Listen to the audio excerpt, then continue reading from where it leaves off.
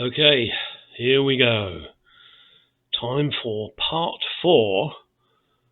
This is now to get that rear quarter light window out.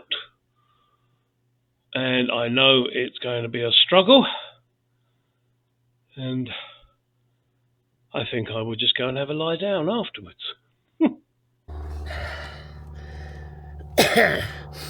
Now we have to remove the 3 bolts. 1 bolt there, 1 bolt down in there, and the other bolt is hidden behind this patch. So there's no way to get to it, so I'm going to have to slice that patch open. And there it is in there. Although I did slice the patch, it was still in the way, so I took it off. Of course it broke when it came off, but that's no fucking surprise, is it? Right, next is to undo those nuts. Now the bottom one has silicone all round it, so that's going to be a real pain in the ass, that one. There, hang on, can you see it? Can you see it? Let me see if I can get you to see it. There it is. That is covered in silicone, so that's going to be a real pain in the ass. The washer will stay where it is. The nut should come off. I'm not sure what size these are. Let me find out and I'll get back to you. Right. That stud there is really causing a problem. It's got a Torx on the end of it, so I'm going to unscrew it, and then hopefully that will allow me to raise the window up out of the way. 2 hours of struggling, it's nearly out. Well, finally it is out after another hour of struggling. I took it out in an unorthodox way. I can't put it back in that way. I should really have undone the 3 bolts that were holding the convertible top in this corner, but in order to do that, the top needs to be half up and half down, and by myself I couldn't do it. It wouldn't stay put, so I'll have to figure out something to do that. Now the problem, this is what caused the problem here.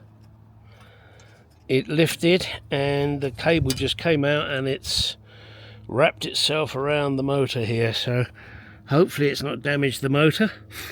I undid the motor and pulled it off, and that was easy then to get it out, but I did have to cut the wires because there wasn't, because it's in such a bloody mess. It's as simple as that. Now, as they say, the reversal is just put it back in, but as I've mentioned, you really do need to undo the 3 bolts that hold the top in this corner so that you can move this top out of the way to get the motor and the mechanism out all in one go. And obviously I'm going to need to do that because I've got to put it back in one go. I can't put them back in separately. What a faff. Now, this is the end of this XK8 episode. There will be another one, but that won't be for a few weeks. When the customer comes and cuts a hole for his tank. Wow, that was a fucking battle. So get down the garage, go do some shit. In case you were wondering, this is just an afterthought by me. This is the repair kit that you buy. I got it on eBay, cost me $21.49 from Chrome, and then the number 4, and then You Are Auto. Looks like a reasonably good kit. Nice to see we get a new pulley to go on the motor, because that might well get damaged. I've got the 2 springs which go in here, and obviously the cable, and those ends hook onto the springs. So that's it. Now it's just a matter of taking all this apart, undoing these screws, getting this off, putting in the new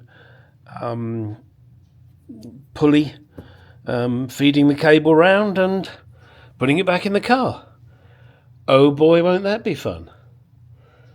Yes, it will actually. I tell you what, I've had a thought. I don't know if it's possible.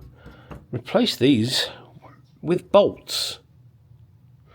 Now this one, now you see this one's adjusted, and so is this one, but that top one isn't adjusted. And that top one there isn't adjusted and caused a lot of aggravation.